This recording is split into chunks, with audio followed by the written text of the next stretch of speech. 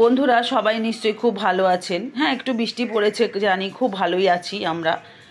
তো আমি বলবো যে আমরা সবাই ভগবানের সৃষ্টি, তার মধ্যে অন্যতম মানুষ, আর তার সাথে মিলিয়ে অপূর্ব সৃষ্টি পশু পাখি ফুল সবাই কিন্তু আমাদের এই পৃথিবীরই অন্যতম সৃষ্টি। তাই সৃষ্টিকে রক্ষা করার দায়িত্ব আমাদের, কারণ আমরা যারা মানুষ তারা তো সব সময় কষ্টটা বলতে পারি, ফিল করতে পারি, নিজেদের রক্ষা করার ক্ষমতা আমাদের আছে, কিন্তু এদের তো নেই। এদেরকে আমাদেরকেই দেখতে হবে, আমাদেরকেই এই পরিবেশ রক্ষার দায়িত্ব নিতে হবে।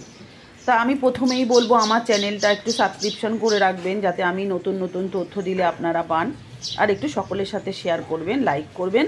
অবশ্যই আমার ভিডিওগুলোর পাশে থেকে ভালো মন্দ কীরকম হলো, কীরকম লাগলো আমাকে একটু জানাবেন, বা আমার এই বক্তব্যগুলো বলার পেছনে কতটা যুক্তি আছে সেটা আপনারাও একটু আমাকে কমেন্টের মাধ্যমে জানাবেন।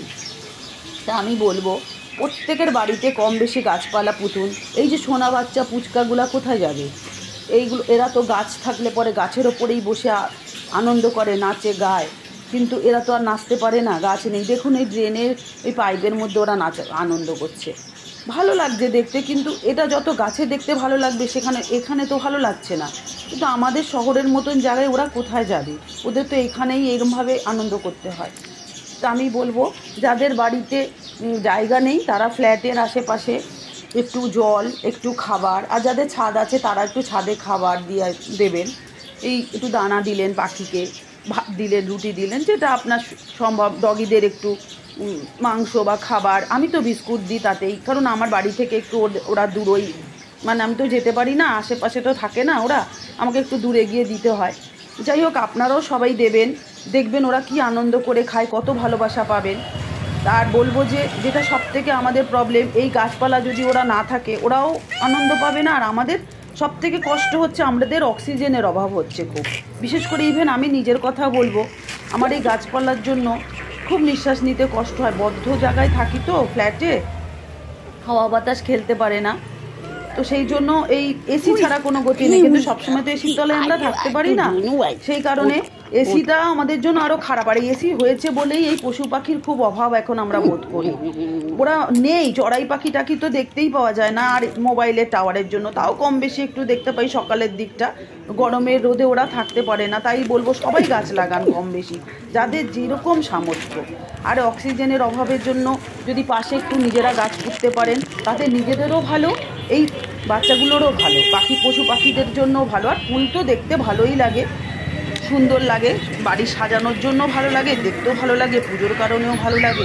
তবে গ্রামের মানুষদের তো এই কষ্টটা হয় না, তারা তো ফ্রেশ নিঃশ্বাস নিতে পারে, তাদের চারিদিকে গাছপালা। আমার যখন গ্রামে যাই আর কি, মানে আমার তো ফিরতে ইচ্ছা করে না।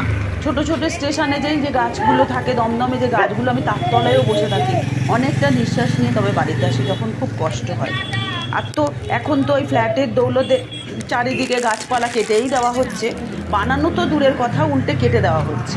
আমি বলবো এটা করবেন না আপনারা যারা করছেন, এই বড় বড় ফ্ল্যাট, ইমারত, অট্টালিকা, শপিং মল বানাচ্ছেন, ঠিক আছে, কিন্তু গাছগুলো দয়া করে কাটবেন না, কম বেশি চেষ্টা করবেন পোতার, আর যদিও কাটতে হয় আবার একটা তৈরি করুন নতুন।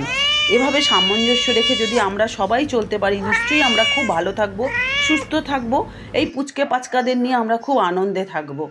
সবাই খুব ভালো থাকুন, সুস্থ থাকুন, আনন্দে থাকুন, আমার ভিডিওগুলোর সাথে থাকুন, আর উপভোগ করুন এই সুন্দর পৃথিবীটাকে, কারণ বেঁচে থাকাটাই আমাদের কাছে মূল সম্পদ, কারণ আমাদের একটাই জীবন, তাই এই জীবন দ্বিতীয়বার আর পাবো না। সবাই খুব সুন্দরভাবে থাকুন, সুস্থ থাকুন, আনন্দে থাকুন।